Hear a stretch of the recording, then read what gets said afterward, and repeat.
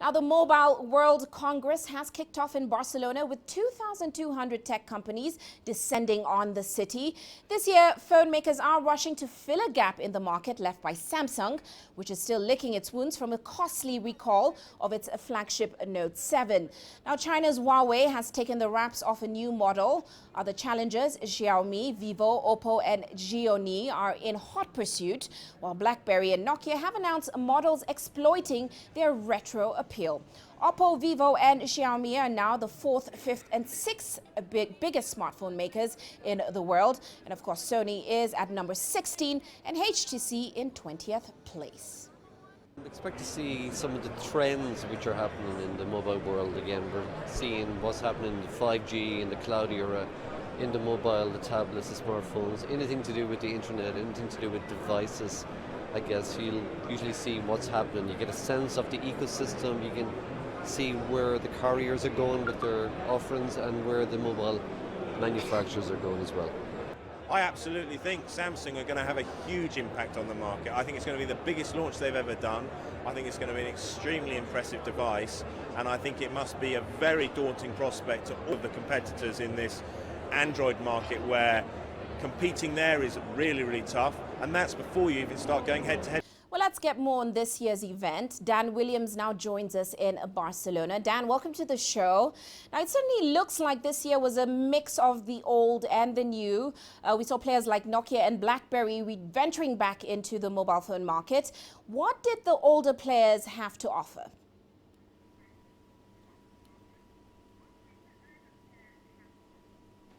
Yes, it's quite a strange concept, isn't it? Here we are in 2017 and we're talking about Nokia and BlackBerry once again. The Nokia 3310, of course, that iconic phone that sold 126 million units when it was first released. And here we are, forward wind, and well, it's once again stealing the headlines here in Barcelona. You have to say it's a pretty impressive marketing strategy as well. Of course, I was there at the stand a little earlier, and it really was a buzz. And it really does not just, of course, shift a number of units, of course, of this old brand, of course, this old mobile phone for those with a bit of nostalgia. But of course, it does then shine quite a spotlight on the rest of the Nokia range, such as the Nokia 5 and other of the latest smartphones as well. So a pretty impressive marketing trick. It's not quite the case with the BlackBerry phone, it has to be said. The key one that has been released, it does have that old style keyboard at the bottom, which of course many people will no doubt enjoy having back again. But this is a smartphone. This has a number of shortcuts. You press one button and you're instantly on a completely different page. So it really is a much higher range telephone than the 3310, it has to be said. And of course, it must be said that what's happened here, to a certain degree, is that with the absence of Apple and with no new phone from Samsung, then it really does mean that the likes of Nokia and BlackBerry have been able to steal some of that thunder, some of that limelight to some of their other products. All right. Now, Dan, in terms of the new, like you said, Samsung definitely left a hole in the market. The likes of LG and Huawei did unveil new phones. What were the bright spots in terms of the new gadgets we saw this year?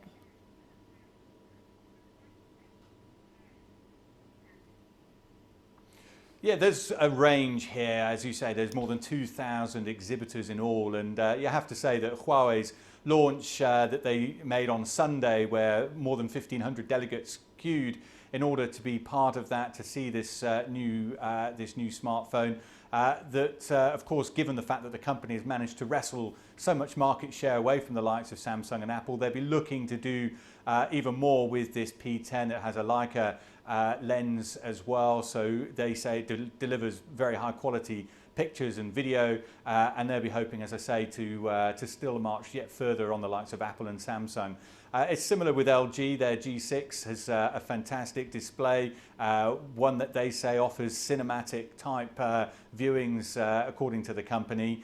While the likes of ZTE, now they say that they've managed to come up with what they say is a phone with 5G technology. Of course, the network's not yet ready for that, but they certainly say that that it is able to process at much faster speeds than normal 4G phones. So that will be the key selling element for that particular phone. While Sony, they have the first 4K screen, which means that you can watch really, really high quality definition movies and television programs and other 4K content, of course, and they'll be hoping that that too will also allow them to grab back further market share as well. So despite the absence of Apple and despite the fact that there is no Samsung new phone here, it really does underline the fact that just how competitive this mobile phone market really is.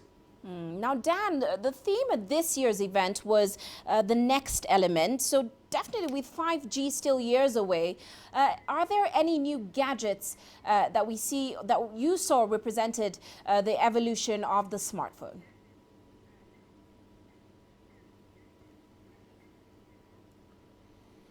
Well, certainly when you look at some of those new developments that I've just mentioned there, the likes of 4K screens, the likes of faster processing on kind of a pre-5G telephone, then it's certainly what it would seem to suggest as though we're not that far away from the 5G technology. That really would be almost a game changer in terms of how content is delivered, the amount of information, the amount of high quality, high-end television content that could be delivered to mobiles. That is not that far away, and certainly if you listen to what the various companies are saying, it's more that we're likely to see over the next couple of years each of the phones taking on this kind of technology, improving bit by bit, slightly each year if you like, but certainly there is a real focus not just on the high end, the high tech of tomorrow, the likes of artificial intelligence, the likes of driverless cars, which could be a reality within the next 7 or 8 years. That would be one element, but it's also talking about the information of things, so how we connect with various things at home to have smarter homes, smarter businesses, smarter cities.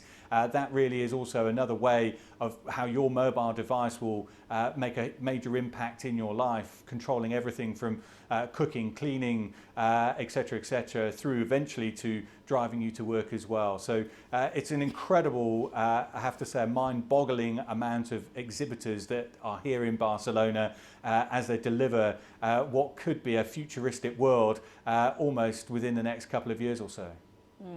Well, many thanks for that update, Dan. Dan Williams joining us there in Barcelona.